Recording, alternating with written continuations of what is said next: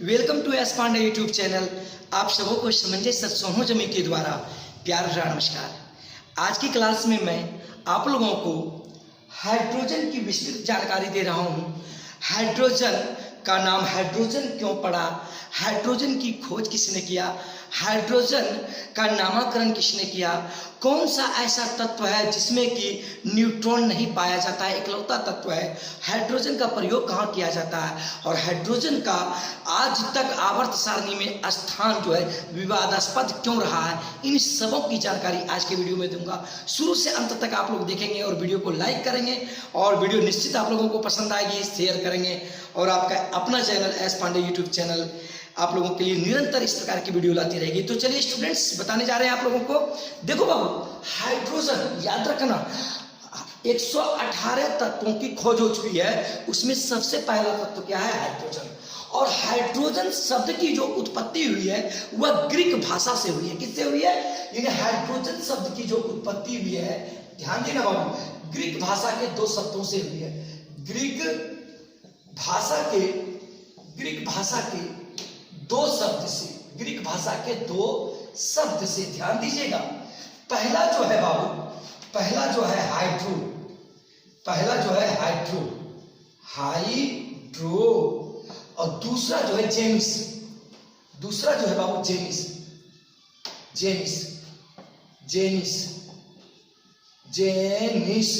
Hydro का अर्थ होता है जल, हाइड्रो का अर्थ होता है जल और जेनिस का अर्थ होता है निर्माण करना। जेनिस का अर्थ होता है निर्माण करना, ग्रीक शब्द में, समझे कि ना, यानी जल का निर्माण करना। जब ये दोनों मिल जाता है तो हो जाता है जल का निर्माण। अर्थात हाइड्रोजन जो है एक प्रकार का ऐसा पदार्थ है जो कि जल का निर्माण करता है। हाइड्रोजन की यही परिभाषा होगी, क्या होगी, हाइड्रोजन एक प्रकार का ऐसा पदार्थ है जो जल का निर्माण करता है। अब देख बाबू, हाइड्रोजन जो है, ध्यान देना सभी स्टूडेंट, हाइड्रोजन की जो है खोज जो है सर हेनरी कैवेंडिश ने किया है। हाइड्रोजन की खोज हेनरी कैवेंडिश याद रखिएगा, कैवेंडिश ने 1766 ईस्वी में, कितने ईस्वी में, 1766 ईस्वी में किया था। 1766 ईस्वी में हाइड्रोजन की खोज की, लेकिन हाइड्रोजन का नाम सर हेनरी कैवेंडिश ने नहीं दिया था। तो हाइड्रोजन का, ध्यान दीजिएगा, हाइड्रोजन का नामकरण यानी नाम जो दिए, ध्यान दीजिएगा, हाइड्रोजन का नामकरण एंटवाइन लेवाइजर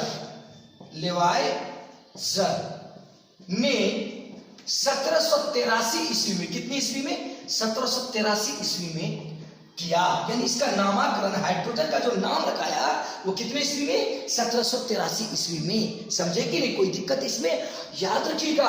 हाइड्रोजन का जो है, हाइड्रोजन ध्यान दीजिएगा, हाइड्रोजन दुनिया का सबसे हल्का तत्व है। हाइड्रोजन जो है दुनिया का सबसे हल्का तत्व है। हाइड्रोजन का द्रव्यमान जो होता है, हाइड्रोजन का जो द्रव्यमान होता है 1.008 ग्राम होता है। समझे कि हाइड्रोजन का जो वजन होता है, हाइड्रोजन का जो गलनांक होता है, याद रखिएगा, हाइड्रोजन का गलनांक होता है वह न्यूनतम ताप जिस पर कोई पदार्थ गलना प्रारंभ करता है। इसका गलनांक होता है 13.99, यानी इसका गलनांक 13 जो होता है 99 केल्विन। इसका गलनांक कितना होता है, 13.99 केल्विन। इसका अर्थ होता है कि यह जो है 13.99 केल्विन ताप पर जो है गलना प्रारंभ कर देता है। तथा हाइड्रोजन का, ये याद रखिएगा, सामान्य ताप दाब, नेचुरल टेम्परेचर प्रेशर पर जो है इसका गलनांक जो है, यानी नेचुरल टेम्परेचर प्रेशर अर्थात 22.4 लीटर, आप जानते होंगे इसको, सामान्य ताप दाब पर इसका गलनांक 13.99 होता है।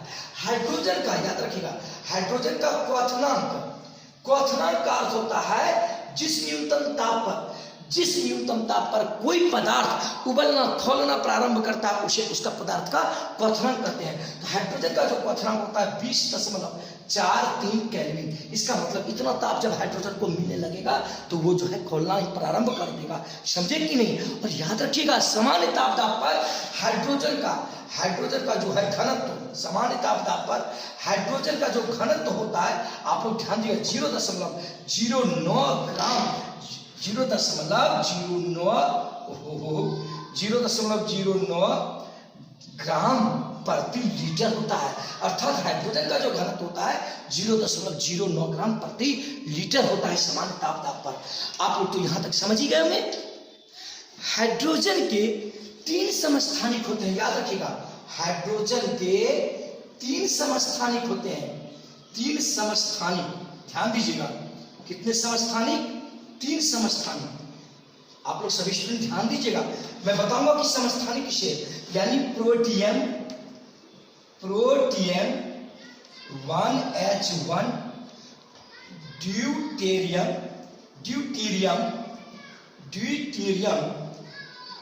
1H2, ट्राइटियम, तीसरा होता है ट्राइटियम, याद रखिएगा 1H3। अब देखिएगा हाइड्रोजन जो है उसके 3 समस्थानिक है, प्रोटियम, ड्यूटेरियम और ट्राइटियम।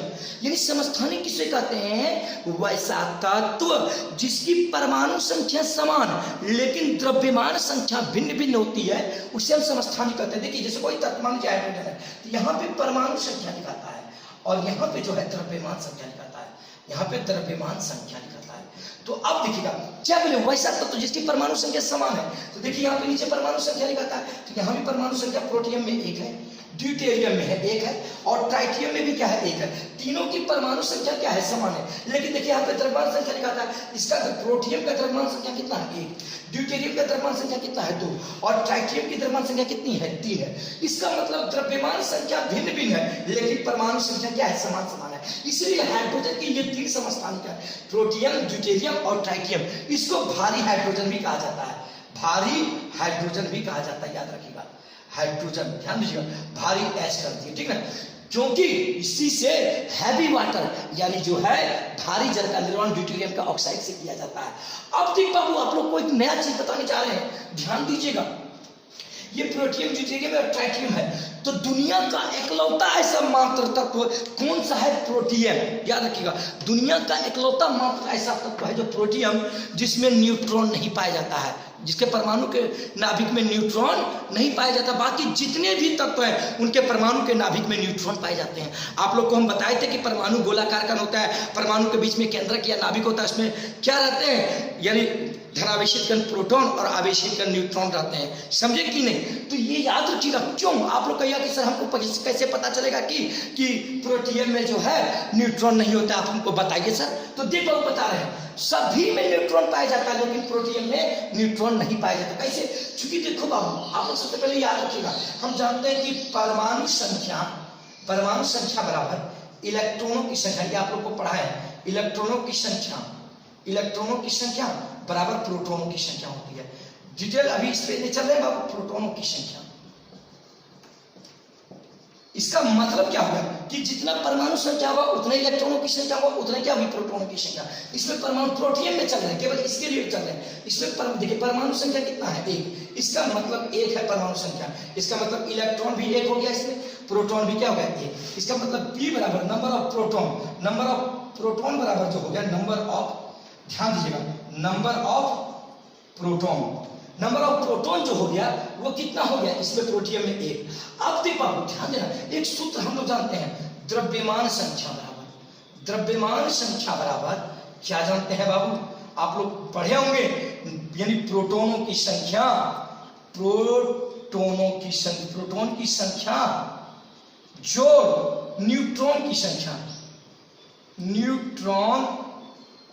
संख्या। आप लोग जानते होंगे द्रव्यमान संख्या का यह सूत्र होता है प्रोटॉन की संख्या जोड़ न्यूट्रॉन की संख्या।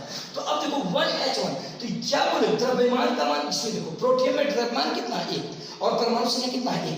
द्रव्यमान तो 1 है, इस द्रव्यमान संख्या के जगह पर 1 कर दिए, बराबर प्रोटॉनों की संख्या। इसमें प्रोटॉन कितने हैं? इसकी परमाणु जो संख्या होगी वही ना प्रोटॉन होगी, बराबर 1। अब प्लस क्या है? न्यूट्रॉनों की संख्या, प्लस कर दो न्यूट्रॉनों की संख्या। अब देखो ये 1 है, अब इसको इधर लेते आओ -1 बराबर न्यूट्रॉन। अब देखो बाबू ध्यान देना, न्यूट्रॉनों की संख्या बराबर 1 में से 1 घटेगा, कितना बचेगा? 0। इसका मतलब प्रोटियम में न्यूट्रॉन कितना हो गया?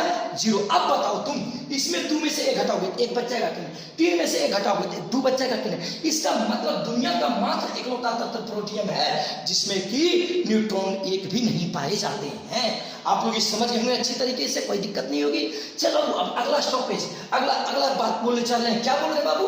अब हाइड्रोजन का स्थान जो है यानी आवर्त सारणी में विवादास्पद क्यों है उसके बारे में चर्चा करने चल रहे हैं। चलो ठीक बाबू, चलो हाइड्रोजन का आवर्त सारणी में स्थान, ध्यान देना बाबू, हाइड्रोजन का आवर्त सारणी में जो स्थान है आज तक विवादास्पद है, समझे कि नहीं, आज तक, क्योंकि उसका स्थान जो है निश्चित नहीं हो पाया। हाइड्रोजन को ध्यान दीजिएगा, हाइड्रोजन को वर्ग एक आवर्त एक में क्षारीय धातु के साथ रखा गया है। क्षारीय धातु के साथ रखा गया है। क्षारीय धातु मतलब lithium, potassium, sodium, rubidium, francium, ये सब जो है क्षारीय धातु, उसके साथ हाइड्रोजन को रखा गया क्षारीय धातु के साथ। लेकिन हाइड्रोजन क्या है, एक अधातु है।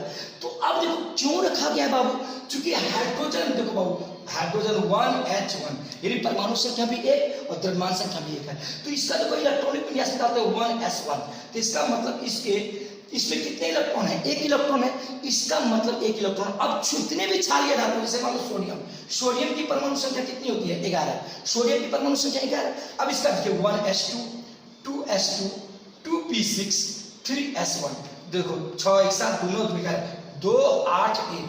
अब देख बाबू ध्यान देना, इसके यानी हाइड्रोजन की बाह्य कक्षा, हाइड्रोजन में तो एक कक्षा हुआ, उसमें भी कितने होते हैं बाह्य कक्षा में, एक इलेक्ट्रॉन, और इसमें भी कितने होते हैं, एक इलेक्ट्रॉन। इसका मतलब हाइड्रोजन भी एक इलेक्ट्रॉन को दान कर देगा, और ये क्षारीय धातु जो सोडियम है ये भी एक इलेक्ट्रॉन को दान करके अपने निकटतम अक्रिय गैस, उत्कृष्ट गैस, अक्रिय तत्वों के समान संरचना को प्राप्त कर लेगा। जैसे ये यदि एक दान कर देगा तो उसके बाद ये अपना खाली कर देगा, इसको कोई मतलब नहीं है ना आगे से लेना ना पीछे से लेना है। तो इसके हाइड्रोजन के निकट जो है हीलियम क्या है, अक्रिय गैस, उसकी रचना के समान यह रचना को बना लेता है। इसीलिए इसको वर्ग एक आवर्त एक के क्षारीय धातु के साथ हाइड्रोजन को रखा गया। लेकिन कभी आप देखते हैं हाइड्रोजन को हेलोजन समूह के आवर्त 17 में भी रख दिया गया है, हेलोजन समूह के तत्वों के साथ, जैसे क्लोरीन, ब्रोमीन, आयोडीन, ये सभी हेलोजन तत्व के यौगिक हैं, तत्व ये हेलोजन समूह के तत्व हैं, समझे कि नहीं।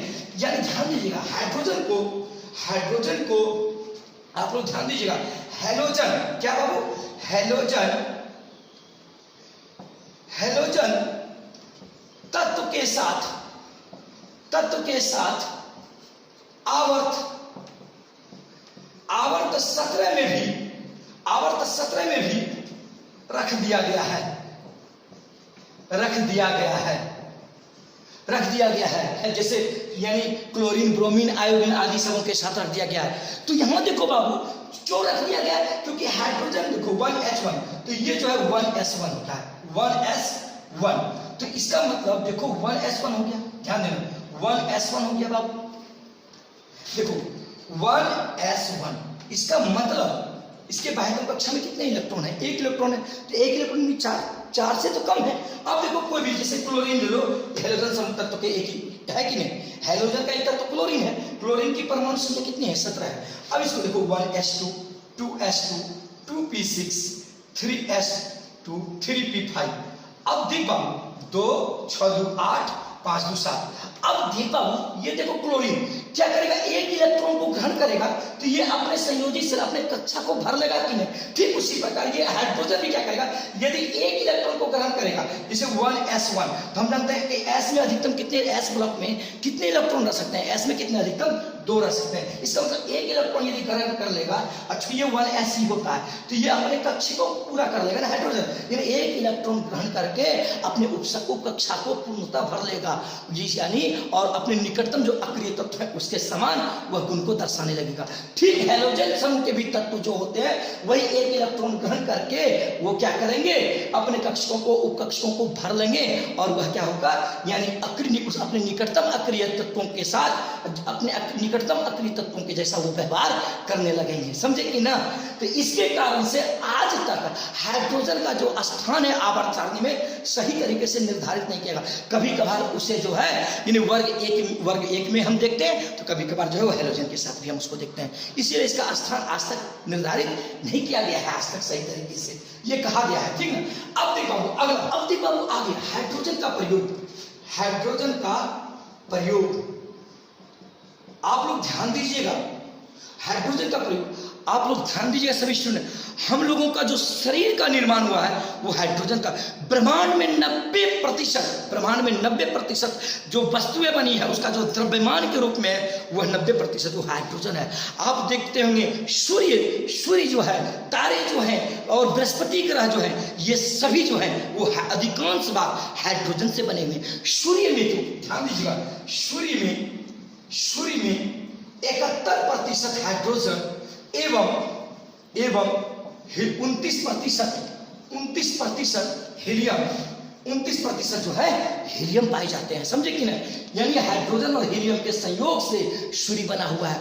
बृहस्पति ग्रह का अधिकांश भाग जो बना हुआ है वह किसका बना हुआ है, हाइड्रोजन का बना हुआ है। याद रखिएगा, हमारा जो मानव शरीर बना हुआ है, मानव शरीर में सबसे अधिक परमाणु संख्या, याद रखिएगा मानव शरीर, ध्यान दीजिएगा, मानव शरीर में सबसे अधिक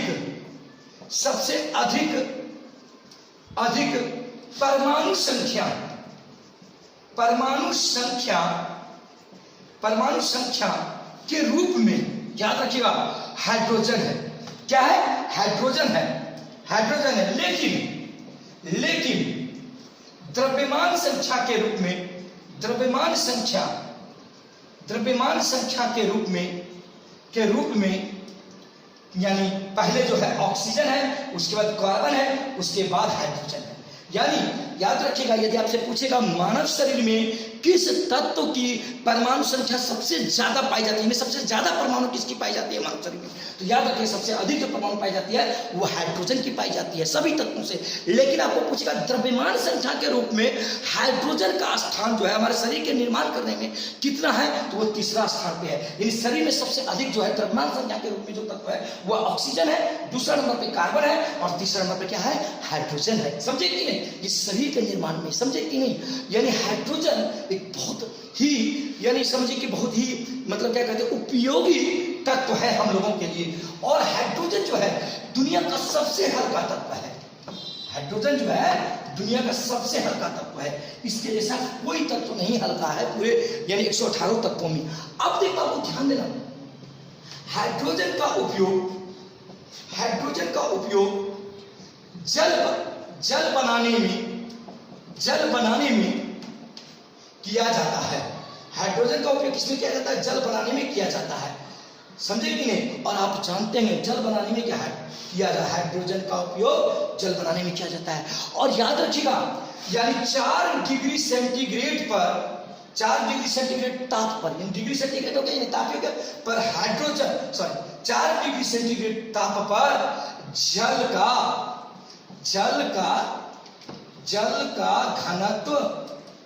जल का घनत्व सर्वाधिक होता है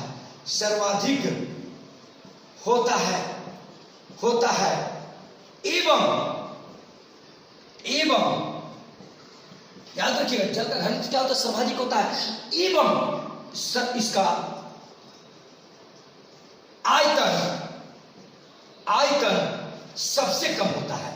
आयतन जो होता है सबसे कम होता है।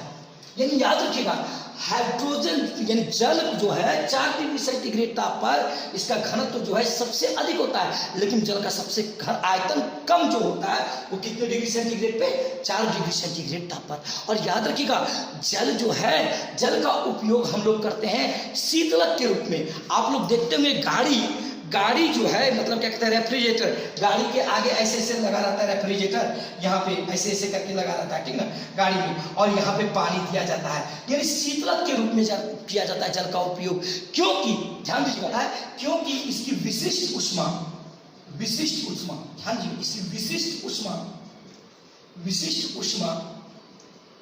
ऊष्मा का जो मान होता है, ध्यान दीजिए, इसकी विशिष्ट ऊष्मा का जो मान होता है 1 कैलोरीग्राम बराबर 4.786 जूल होता है। इन 4.786 जूल ग्राम प्रति ग्राम होता है, जूल प्रति ग्राम होता है, यानी 1 कैलोरी ग्राम बराबर, समझे कि नहीं? यानी 4.786, यानी बहुत ही ठंडा होता है, समझे, बहुत ही ठंडा होता है। इसी कारण से इसका यानी शीतलक के रूप में आप जनरेटर में भी देखते होंगे, रेफ्रिजरेटर लगा रहता है, उसमें पानी दिया जाता है क्योंकि वह ठंडा रहता है, समझे कि नहीं? इसीलिए किया जाता है इसका उपयोग। अब देखिए अगला टॉपिक इसी में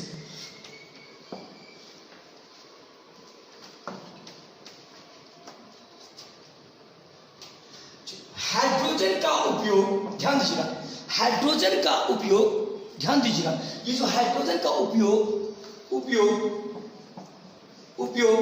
भारी जल यानी ड्यूटेरियम का ऑक्साइड D2O को बनाने में किया जाता है। याद रखिएगा, भारी जल की खोज हेराल्ड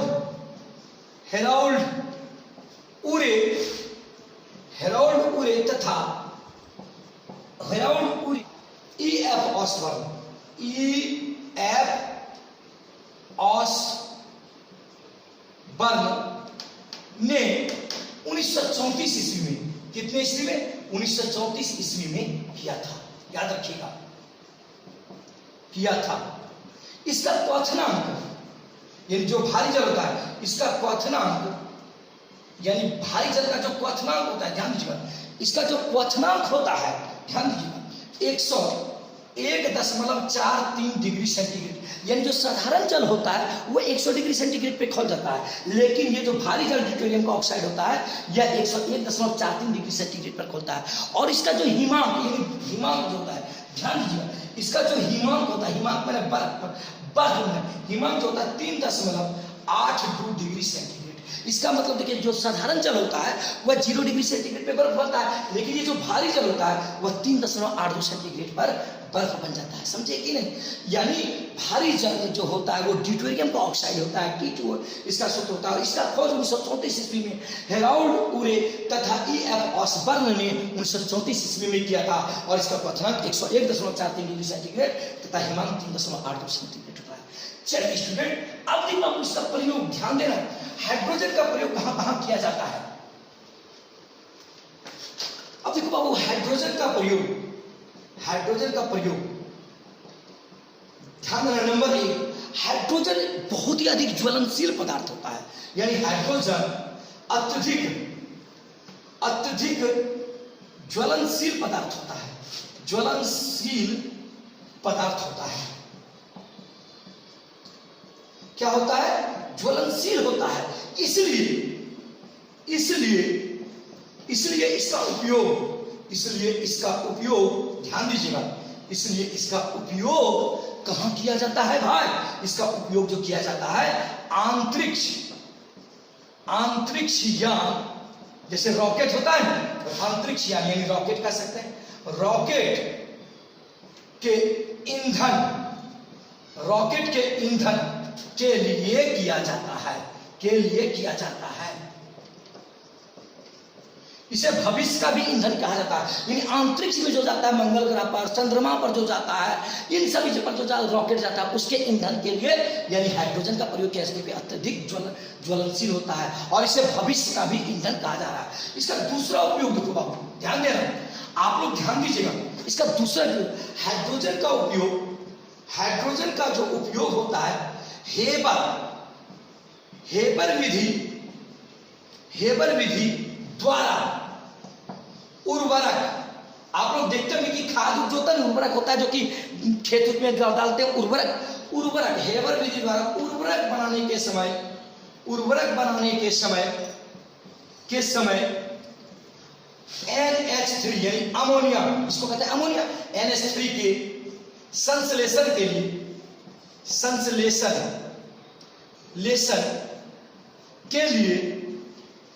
लिए किया जाता है। याद रखिएगा, ध्यान दीजिएगा बाबू, यानी हाइड्रोजन का उपयोग हेबर विधि के द्वारा जो उर्वरक बनाई जाती है, जो खाद उर्वरक होता है वो बनाई जाती है उर्वरक, यानी उसका अमोनिया का संश्लेषण के लिए हाइड्रोजन का उपयोग किया जाता है। अब देखो बाबू तीसरा इसका उपयोग जो है, और बहुत सारे उपयोग है। अब देखो इसका तीसरा उपयोग क्या है कि आप लोग देखते हैं वनस्पति तेल से वनस्पति घी बनाई जाती है, जिसको डालडा कहते हैं, हाइड्रोजनीकरण प्रक्रिया के द्वारा। समझेंगे तो वनस्पति, ध्यान देना, वनस्पति तेल से वनस्पति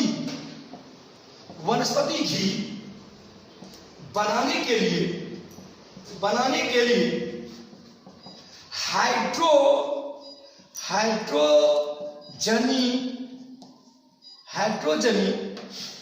हाइड्रोजनीकरण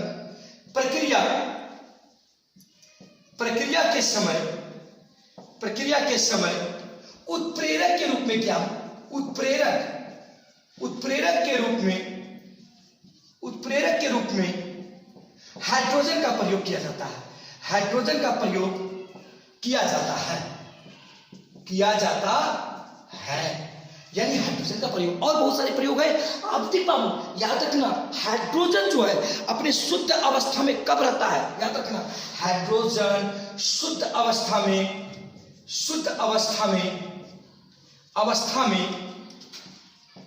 अपने ही परमाणु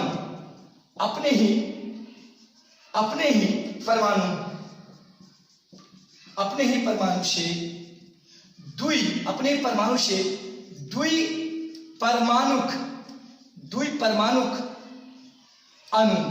द्विपरमाणुक अणु यानी H2